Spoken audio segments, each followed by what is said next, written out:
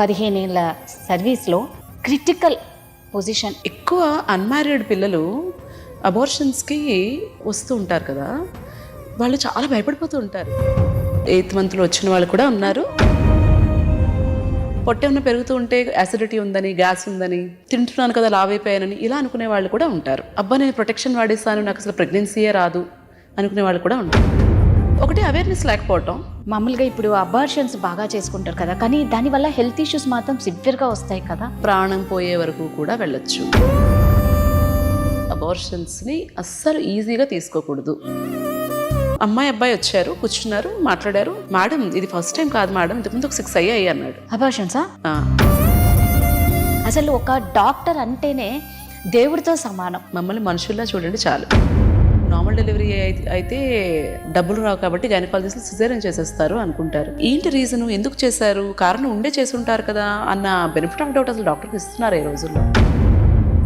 నీ goal normal delivery అయినా baby ఎలా ఉన్నా పర్వాలేదా? సో ఇక్కడ నన్ను కదా విలన్లా చూశారు. ఇలాంటి పేషెంట్స్ని ట్రీట్ చేసినప్పుడు బాధ చేస్తుంది.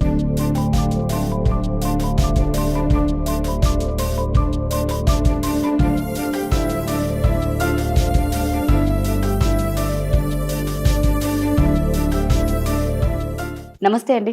నమస్తే. శిల్పా గారు, నేను ఆల్రెడీ ఈ మహాలక్ష్మి గురించి నేను చెప్పా. అంటే మీ లైఫ్ అంతా చాలా కూల్గా వెళ్తుంది, ఆడుతూ పాడుతూ. అంటే ఏ బాధలు వచ్చినా మీరు తట్టుకోగలుగుతారు కాబట్టి ఈరోజు ఇంత హ్యాపీగా నాకేమీ లేవు అని కూల్గా ఉండగలుగుతున్నారు. ఫస్ట్ శిల్పా గారి బాల్యం గురించి తెలుసుకోవాలని ఉంది. ఇంత హ్యాపీగా లైఫ్ని ఎంజాయ్ చేస్తున్నారు కాబట్టి. హ్యాపీనెస్ అన్నది ఒక మనిషి పర్స్పెక్టివ్. ఒకళ్ళు ఇంత ప్రాబ్లంకే చాలా పెద్ద ప్రాబ్లం ఉంది అనుకోవచ్చు, ఒకళ్ళు పెద్ద ప్రాబ్లంని కూడా నాకు ఏ ప్రాబ్లం లేదు అనుకోవచ్చు. సో ఎప్పుడు కూడా ఒక మనిషి 100% హ్యాపీగా ఉంటారని కాదు, ఎప్పుడు కూడా సాడ్గా ఉంటారని కాదు. మనం మన లైఫ్లో ఎదురైన సిచ్యుయేషన్స్ని ఎలా హ్యాండిల్ చేస్తాము అన్న దాని మీద డిపెండ్ అవుతుంది. మీరు చెప్పినట్టే I'm very fortunate to have a beautiful family.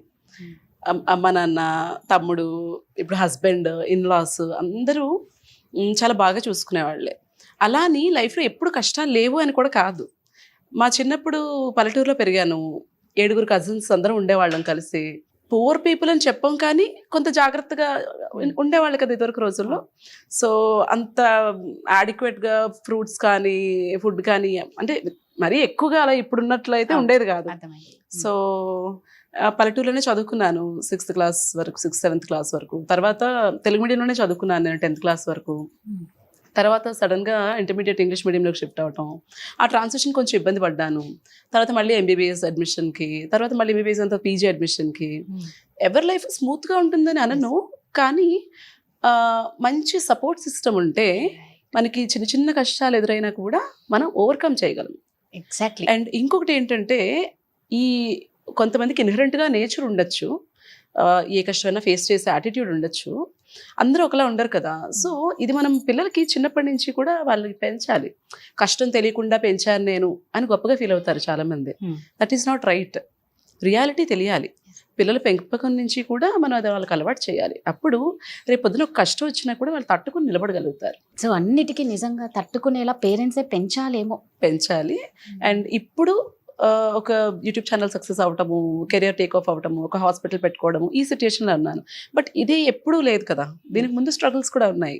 And చాలామంది ఏమనుకుంటారంటే ఈ సోషల్ మీడియా వచ్చిన తర్వాత జరుగుతున్నవి ఇవి కనిపించిందే నిజం అనుకుంటారు. కరెక్ట్. ఇప్పుడు మనం నవ్వుతూ ఒక పిక్చర్ పెట్టామనుకోండి, అబ్బా వీళ్ళ లైఫ్లో మొత్తం హ్యాపీనెస్సే ఉంది అనుకుంటారు, ఏం కష్టాలే లేవనుకుంటారు.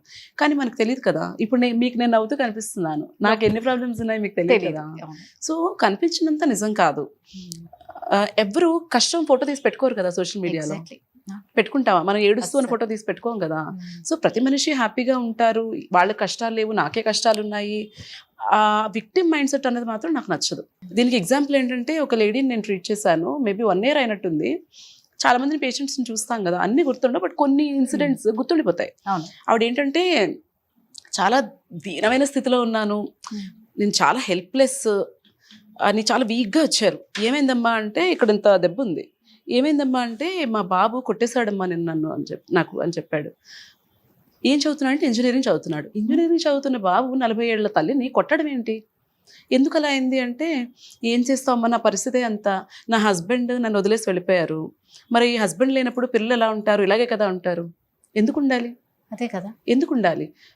మిమ్మల్ని మీరు నేను పెథటిక్, నాకు చేత కాదు, నేను ఇంతే అని మీరు యాక్సెప్ట్ చేసి మీరు ఒక వీక్ ఉమెన్ అయినప్పుడు ఆటోమేటిక్గా మీ పిల్లలు కూడా మిమ్మల్ని అలాగే చూస్తారు.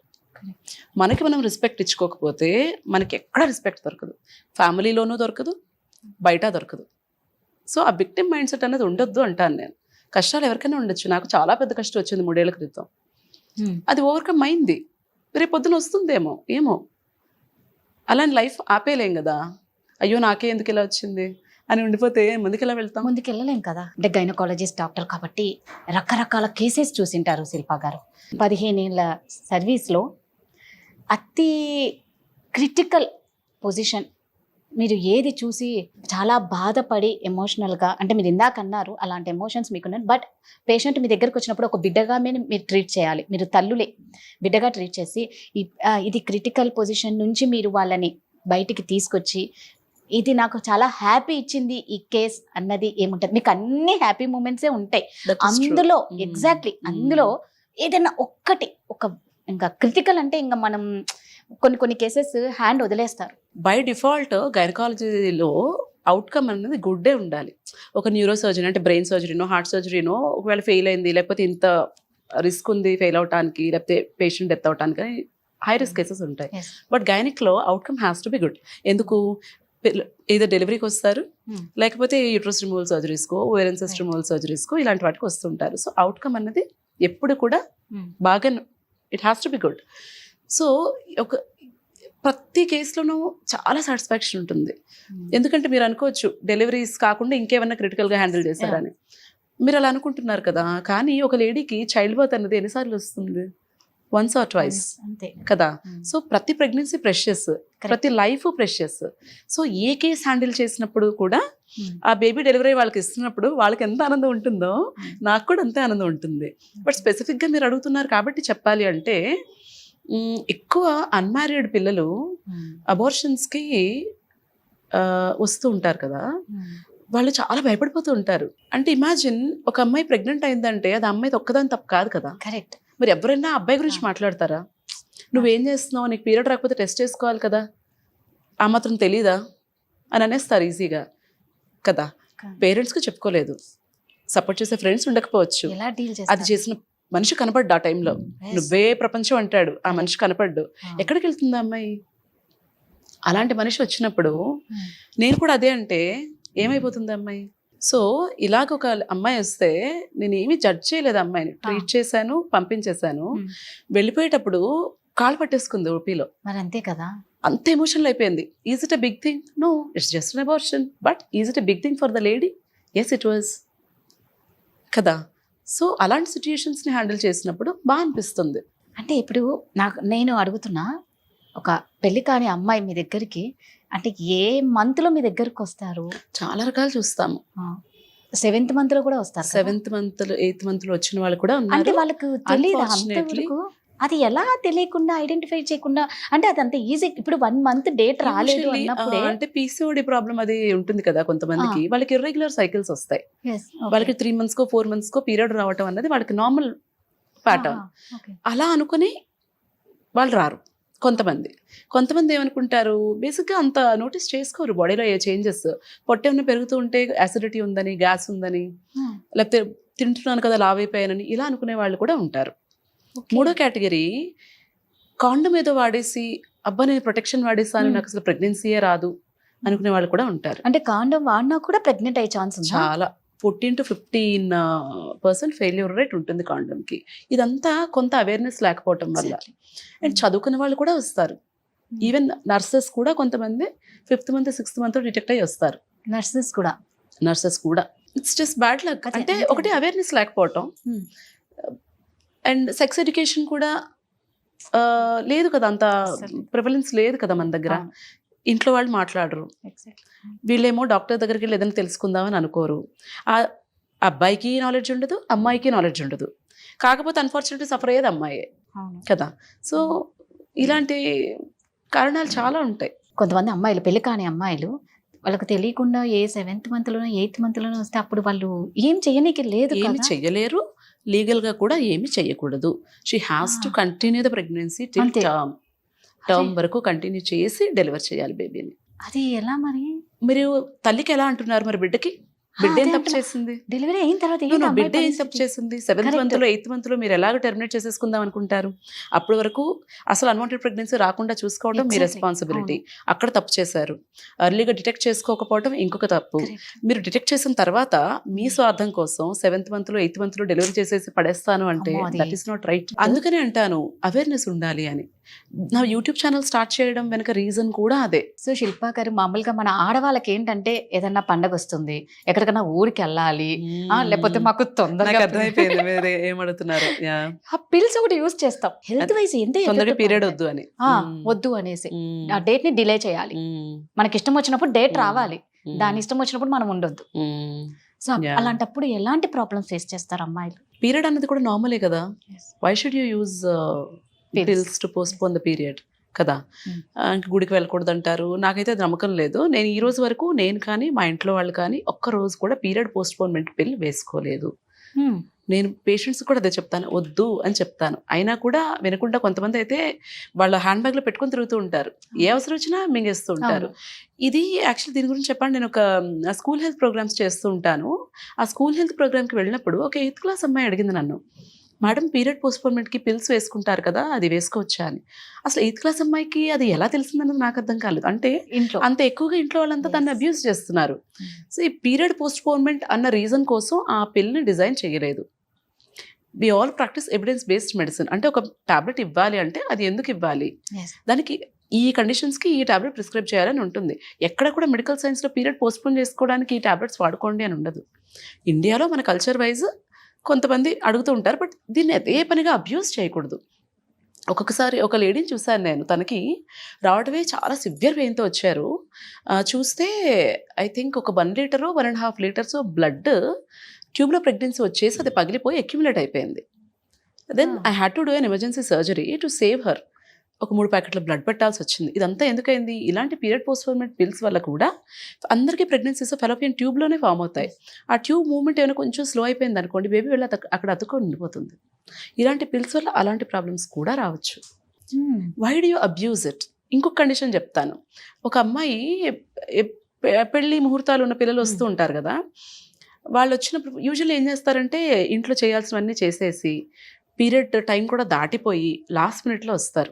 వచ్చి పీరియడ్ పోస్ట్పోన్మెంట్ పిల్ కావాలి అంటారు. అప్పుడు నేను ఒకటే చెప్తా, ఇది పని చేయొచ్చు, పని చేయకపోవచ్చు. అలానే ఎక్కువ డోసెస్ వేసుకోవటము అది కూడా మంచిది కాదు కదా. ఒక అమ్మాయికి ఇలాగే పెళ్లి రేపు అన్నవరంలో ఉందనగా పాపం అమ్మాయికి ముందు రోజు పీరియడ్ వచ్చేసింది. నేను పిల్ పెట్టిన అమ్మాయికే. ఓకే, రావచ్చు, రాకుండా ఆపలేం కదా. If you come late are if the dose is not adequate, అది రావచ్చు. బికాస్ దట్ పిల్ is not design to do that. ఆ అమ్మాయి అయితే నాకు ఇప్పుడు చచ్చిపోవడం తప్ప ఇంకొక దారి లేదు, రేపు పొద్దుట పెళ్ళి ఉంది, నేను ఈ విషయం ఇంట్లో చెప్తే పెళ్ళి ఆపేస్తారు. వై? ఎందుకు ఆపాలి? ఎందుకు ఆపాలి? పీరియడ్ అనేది నార్మల్ కాదా? అంటే పెళ్లి పీటల మీద కూర్చోపెట్టారు కదా, అదే ఎందుకు పెట్టకూడదు అంటాను అదే నేను. మరి అదే మన ఎందుకు సంప్రదాయాలు పెట్టకూడదు? అలాగే ఉన్నాయి కదా.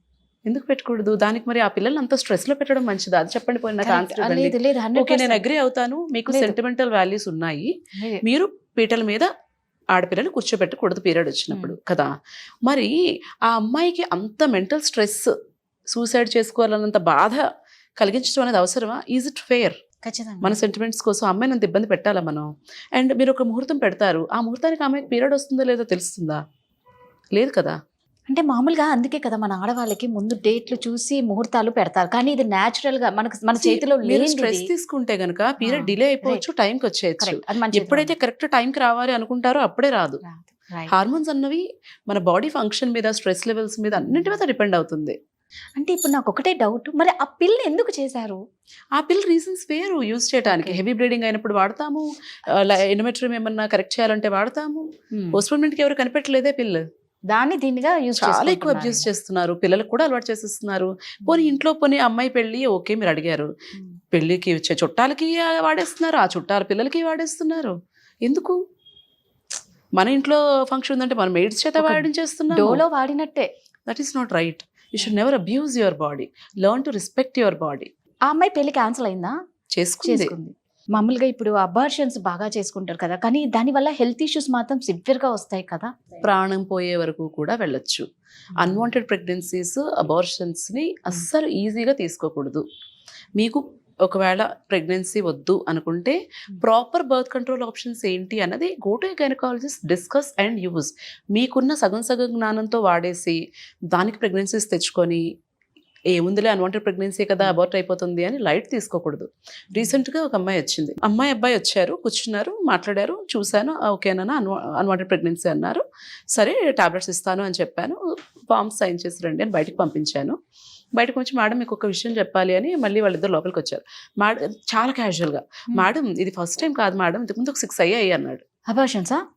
6 అబార్షన్స్ అయ్యాయట. నేను అన్నాను, నేను మిమ్మల్ని ట్రీట్ చెయ్యను, మీకు మీ బాడీ మీద ఆ బేబీ మీద రెస్పెక్ట్ లేకపోవచ్చు, నాకు ఉంది, నేను ట్రీట్ చేయను, మీరు ఎక్కడికి కావాలంటే అక్కడికి వెళ్ళండి, మీరు ఎంత డబ్బులు ఇచ్చినా నేను ట్రీట్ చేయను అని చెప్పి పంపించేస్తాను.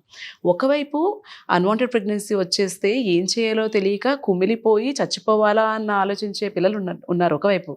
ఇంకొక వైపు ఇలాంటి వాళ్ళు కూడా ఉన్నారు, ఏమవుతుంది డబ్బులు పడేస్తే డాక్టర్ చేసేస్తుంది. It doesn't happen like that. మీరు పైనుంచి దూకారు అనుకోండి, ఒకసారి దూకారు దెబ్బ తగలేదు, 2 సార్లు దూకారు దెబ్బ తగలేదు, 3వ 4వ తగులుతుంది కదా. ఖచ్చితంగా. Similar case I've seen. Abortion కోసం వచ్చినప్పుడు ప్రెగ్నెన్సీ లొకేట్ చేసుకుంటాం, యూట్రస్లోనే ఉందా అని కన్ఫర్మ్ చేసుకొని పిల్లు ఇస్తాం. ఒక లేడీ ఇలాగే వచ్చారు, హస్బెండ్ ఎక్కడో వేరే దగ్గర ఉంటారు, చాలా ఒబీస్ లేడీ అండ్ తనకి ఆ రోజు శాక్ కనపడలేదు.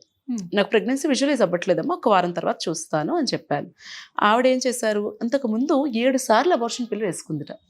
అబ్బా, 8వ సారి నా దగ్గరకు వచ్చింది. నేను అన్నాను, నాకు కనిపించట్లేదమ్మా, ఇప్పుడు నేను ఇవ్వకూడదు, కొంచెం వెయిట్ చేసి రండి, బ్లడ్ టెస్ట్ చేసుకొని రండి అని చెప్తే బయటకు వెళ్ళి ఎవరి దగ్గర తీసుకుని వేసేసుకుంది. సో నాకు ఒక 4 రోజుల తర్వాత కాల్ వచ్చింది ఒక హాస్పిటల్ నుంచి, మేడం మీరు ఒక పేషెంట్ చూశారు 4 days ago, మీరు మళ్ళీ రమ్మన్నారు, కానీ తను ఎక్కడో తీసుకుని పిల్లు వేసేసుకుంది, చావు బ్రతుకుల స్టేజ్లో వెళ్ళింది ఆ హాస్పిటల్కి. ఆ అమ్మాయికి ఏమైంది, ట్యూబ్లో ప్రెగ్నెన్సీ వచ్చింది, గర్భసంచిలో కాకుండా, పిల్లు వేసుకుంది, అది రప్చర్ అయిపోయింది, హెవీ బ్లీడింగ్ అయిపోయి బ్రతుకుతుందా లేదా అన్న సిచ్యుయేషన్లో ఆపరేషన్ చేశారు. Why do you do that is my question. When you have a baby, when you do not want any more kids, what is stopping you from taking a proper birth control method కదా. It's a life కదా that is growing inside us. ఎలాగా 1 సారి 2 సార్లు 3 సార్లు 4 సార్లు 5 సార్లు ఎలా అలా? క్షణిక సుఖానందం కోసం జీవితాలు ప్రాణాలు పోగొట్టుకుంటున్నారు. అల్టిమేట్ గా పోయేది ఆడవాళ్ళు ప్రాణాలే. I'm not saying sex is not important, but okay go have respect your body is all I'm saying. Consult doctor, use proper precaution. Is it that difficult? రోజు ఒక బర్త్ కంట్రోల్ పిల్ వేసుకోవడం డిఫికల్టా, లేకపోతే ఒక కాపర్టీ లూప్ పెట్టుకోవడం డిఫికల్టా? Is it difficult? లేదు 2 పిల్లలు ఉన్నారు, ఒక సగం పూట సెలవు పెట్టి ఫ్యామిలీ ప్లానింగ్ ఆపరేషన్ చేయించుకోవడం డిఫికల్టా? What is stopping you from doing that? So అమ్మాయి సేఫ్ అయిపోయిందా సర్జరీ? ఫైనల్లీ ఆవిడ బతికారు. అసలు ఒక డాక్టర్ అంటేనే దేవుడితో సమానం. ఖచ్చితంగా. అంటే దేవుడు తల్లి కడుపు నుంచి జన్మనిస్తే ఆ తల్లి కడుపు నుంచి బయటకు వచ్చిన తర్వాత బతికిచ్చేది డాక్టరే. సో నిజంగా అందుకే మిమ్మల్ని దేవుళ్ళతో సమానం అని అంటారు. I disagree with that. ఎందుకు? సొసైటీ చాలా చేంజ్ అయిపోయింది, మనుషుల యాటిట్యూడ్ చాలా చేంజ్ అయిపోయింది. మమ్మల్ని దేవుళ్ళ చూడక్కర్లేదు, మమ్మల్ని మనుషుల్లా చూడండి చాలు. ఎందుకండి? మేము చేసే పనికి రెస్పెక్ట్ ఇవ్వండి చాలు.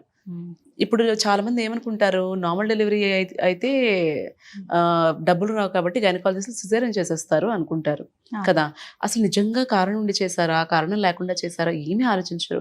డాక్టర్స్ ఉన్నారు, దోచుకుంటారు, ఇలాగే ఆలోచిస్తారు తప్పితే ఏంటి రీజను, ఎందుకు చేశారు, కారణం ఉండే చేసుంటారు కదా అన్న బెనిఫిట్ ఆఫ్ డౌట్ అసలు డాక్టర్కి ఇస్తున్నారు ఈ రోజుల్లో. చాలా వరకు డాక్టర్స్ని డబ్బులు దోచుకునే వాళ్ళలాగా చూసేస్తున్నారు. That attitude is not right. నేనేమంటానంటే ప్రతి పనిలోనూ దైవత్వం ఉంటుంది.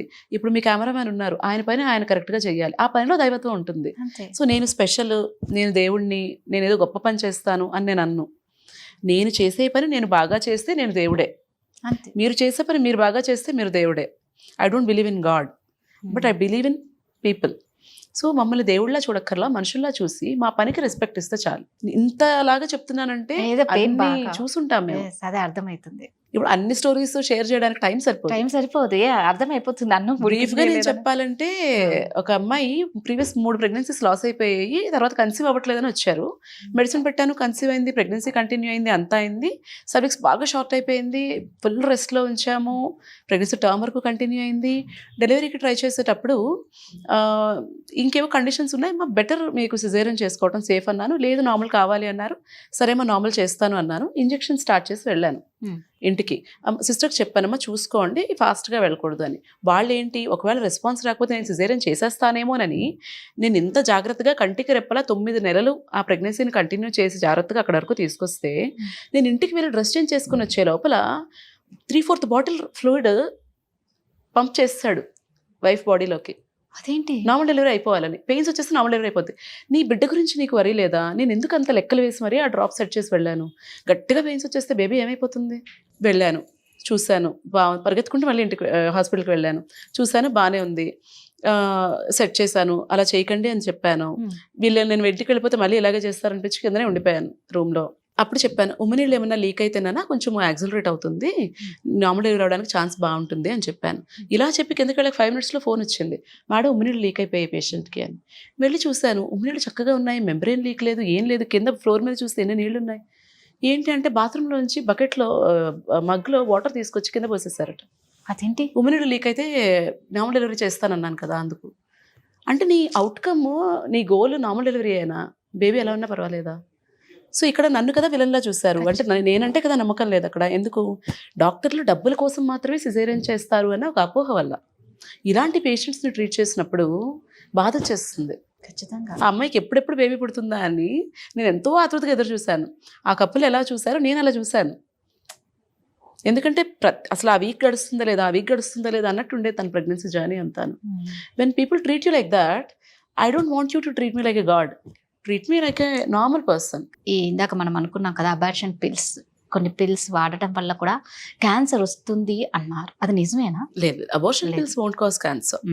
క్యాన్సర్కి మనం ఈ చిన్న చిన్న పిల్స్ వీటిని బ్లేమ్ చేయడం కంటే కూడా మన లైఫ్ స్టైల్ ఎలా ఉందన్నది చూసుకోవాలి. ఫస్ట్ అసలు హెల్దీ ఫుడ్ తింటున్నామా, ఎక్సర్సైజ్ చేస్తున్నామా, అండ్ రెగ్యులర్ స్క్రీనింగ్స్ ఉంటాయి. ఇప్పుడు సర్వైకల్ క్యాన్సర్ ఉంది, చాలా ఈజీ కదా డిటెక్ట్ చేసుకునే టెస్ట్, అది చేయించుకుంటున్నామా? బ్రెస్ట్ క్యాన్సర్కి చిన్న ఎక్స్రే లాంటిది, మ్యామోగ్రామ్ లాంటిది చేస్తే సరిపోతుంది కదా, అది చేయించుకుంటున్నామా? బ్రెస్ట్ క్యాన్సర్కి మ్యామోగ్రామ్ టెస్ట్ ఉంటుంది, 2 yearsకి ఒకసారి, 40 years దాటిన తర్వాత చేసుకోవాలి.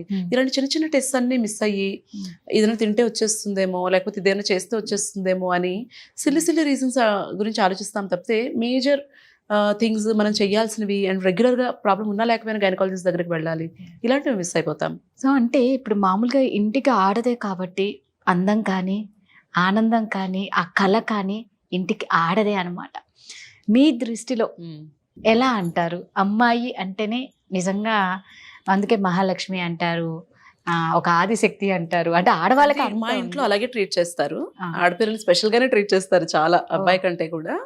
అండ్ ఈ రోజు వరకు కూడా ఏదైనా సరే ఆపర్చునిటీ నాకు కానీ మా తమ్ముడికి కానీ ఇచ్చే విషయంలో మా పేరెంట్స్ ఈక్వల్ గానే చూసారు. యాక్చువల్లీ మా తమ్ముడికి చేసిన దానికంటే ఎక్కువ నాకే చేస్తున్నారు పాపం ఇప్పటికీ. నాకు పాప పుట్టింది, నాకు పాప పుట్టినప్పుడు అయితే హాస్పిటల్లో వీళ్ళందరూ ఎంత గోల చేశారంటే వాళ్ళు అన్నారు, మీ ఫ్యామిలీలో అసలు ఆడపిల్ల లేదా, ఫస్ట్ టైం పుట్టిందా అని అడిగారు. సో అంత ఇంపార్టెన్స్ ఇస్తారు ఆడపిల్లలకి. బట్ దెన్ నేనేమంటానంటే, అండ్ కొంతమంది అంటారు ఆడపిల్ల ఏమన్నారు మీరు ఇందాక, మహాలక్ష్మి, కానీ ముందు ఒక అబ్బాయి అయిపోతే బాగుంటుంది. ఎందుకలా? అబ్బాయి అయిపోయిన తర్వాత ఆడపిల్ల మహాలక్ష్మి. ఫస్ట్ అబ్బాయే కావాలి, ఫస్ట్ అబ్బాయి కావాలి, తర్వాత ఆడపిల్ల అయితే మాకు ఇష్టం.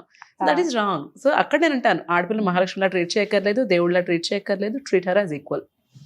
అండ్ ఆ ఇంటికి మెయిన్ ఆడపిల్ల అన్నారు కాబట్టి ఇక్కడ I want to tell you one thing as a doctor.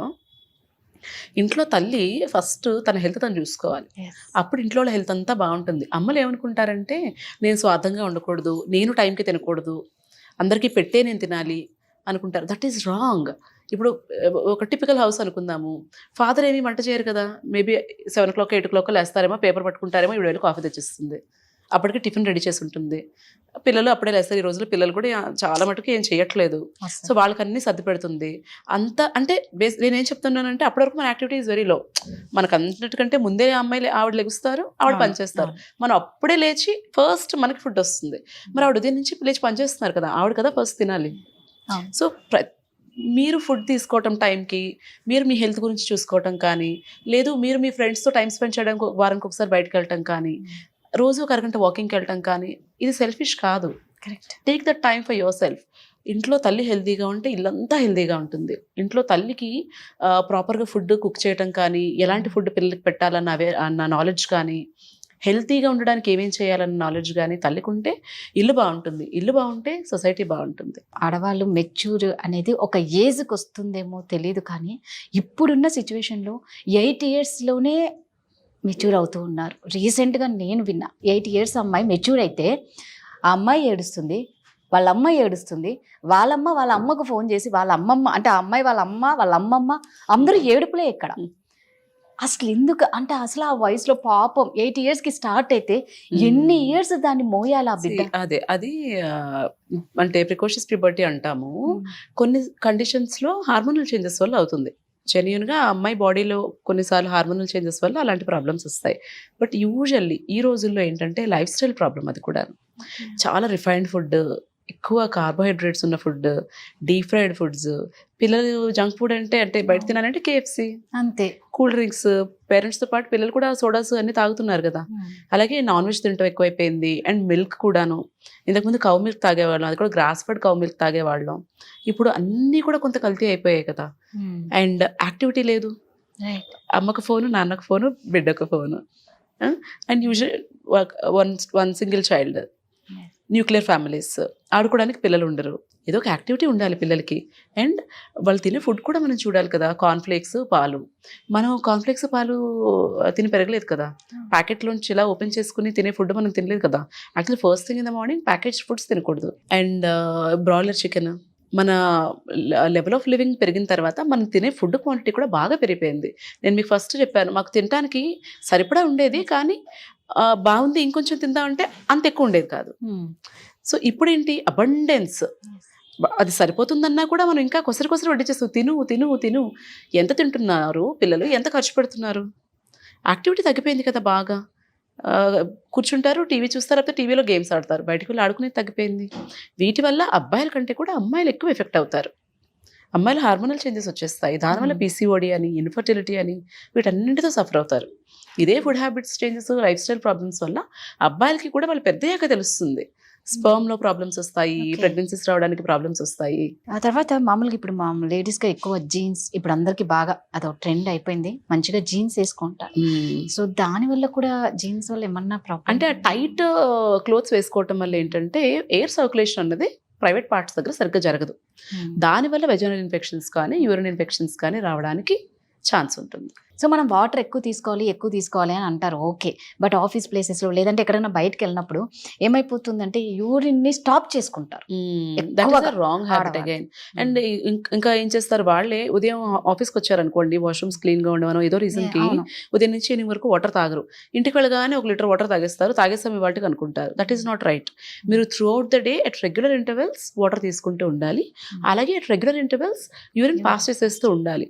అప్పుడే ఇన్ఫెక్షన్స్ రాకుండా ఉంటాయి. సో ఇప్పుడు మామూలుగా మొబైల్స్ మనం చూసుకుంటే పక్కన పెట్టుకొని పడుకోవడం, లేదు అంటే కొంతమంది లేడీస్ బ్లౌజ్ లో, అంటే ముఖ్యంగా మెయిడ్స్ చూస్తాం మనం, బ్లౌజ్ లో పెట్టేసుకుంటారు. Even cell phones pant pocket లో పెట్టుకోవడం కూడా నాట్ ఎ గుడ్ హ్యాబిట్. దానివల్ల కూడా స్పర్మ్స్ అవి డ్యామేజ్ అవ్వచ్చు. ఇప్పుడు మెయిల్ ఇన్ఫర్టిలిటీ కూడా బాగా పెరిగిపోతుంది కదా. ఒకటి స్మోకింగ్, ఆల్కహాల్, ఈ రేడియేషన్ ఎక్స్పోజర్, పొల్యూటెడ్ ఎన్వైరన్మెంట్. మనం చేయగలిగినవన్నా మనం చేయాలి కదా. ఎయిర్ పొల్యూషన్ అయినా కరెక్ట్ చేసేయగలమా? చేయలేం కదా. చిన్న చేంజెస్ మనం చేసుకోగలిగేవి మనం చేయాలి. పడుకునేటప్పుడు ఫోన్ కొంచెం దూరంగా పెట్టుకోవటము, అవసరం లేకపోతే ఇంట్లో రౌటర్స్ అవి ఆఫ్ చేసుకోవటము, అన్నెసరీ వైఫై అవసరం లేనప్పుడు ఆఫ్ చేసుకోవటము, ఇలాంటి చిన్న చేంజెస్ చేసుకుంటే మంచిది. సో ఇప్పుడు మామూలుగా ఇప్పుడు ప్యాడ్స్ పెట్టుకోవడం వల్ల కొన్ని డిసీజ్ వస్తాయి అని అంటారు. ఇప్పుడు కప్స్ కూడా వస్తున్నాయి కదా. అంటే ప్యాడ్ పెట్టుకోవడం వల్ల డిసీజ్ వస్తుంది, కప్ పెట్టుకోవడం వల్ల డిసీజ్ ఉండదు అని కాదు. ప్యాడ్స్ కూడా యూస్ చేసుకోవచ్చు. రెగ్యులర్గా 4 to 6 hours ప్యాడ్ని ప్రాపర్గా డిస్పోజ్ చేసేయాలి. ప్రైవేట్ పార్ట్స్ అనేది క్లీన్గా ఉంచుకోవాలి. చక్కగా పీరియడ్ టైంలో కూడా వాటర్ తీసుకోవాలి, హెల్దీ ఫుడ్ తీసుకోవాలి, ఇవన్నీ పాటించాలి. Menstrual cup is a very good alternative. మనం భూమి మీదకి వచ్చినప్పుడు మన భూమి ఎలా ఉందో దానికంటే బెటర్గా తయారు చేసి మనం ఇవ్వలేము మన పిల్లలకి కానీ, మన తర్వాత జనరేషన్స్కి కానీ. అట్లీస్ట్ దాన్ని పాడు చేయకుండా ఇస్తే చాలు. అలాంటివి చెయ్యాలంటే చిన్న చిన్న చేంజెస్, ప్లాస్టిక్ వాటర్ బాటిల్స్లో తాగకపోవడం, ఎక్కడికైనా బయటకు వెళ్ళామంటే ఒక స్టీల్ వాటర్ బాటిల్ క్యారీ చేయండి, పిల్లలకి డైపర్స్ అవసరం ఉన్నా లేకపోయినా వేయకండి, మీరు కూడా శానిటరీ ప్యాడ్ మానేసి మెన్స్ట్రువల్ కప్కి స్విచ్ అవ్వండి. మన హెల్త్కి బాగుంటుంది, ఎన్వైరన్మెంట్కి కూడా మంచిది. ఎనీహౌ మీ వాల్యుబుల్ టైం మాకు ఇచ్చినందుకు, వైజాగ్ నుంచి వచ్చారండి, నిజంగా మీకు చాలా చాలా చాలా thank Thank you you for inviting me. Much అండి. చూసారు కదండి, ఇవాళ మహాలక్ష్మితో బోల్డ్ అన్ని ముచ్చట్లు, బోల్డ్ అంత నాలెడ్జ్ పెంచుకున్నాం. సో మరో వారం మరో మహాలక్ష్మితో కలుద్దాం. అంతవరకు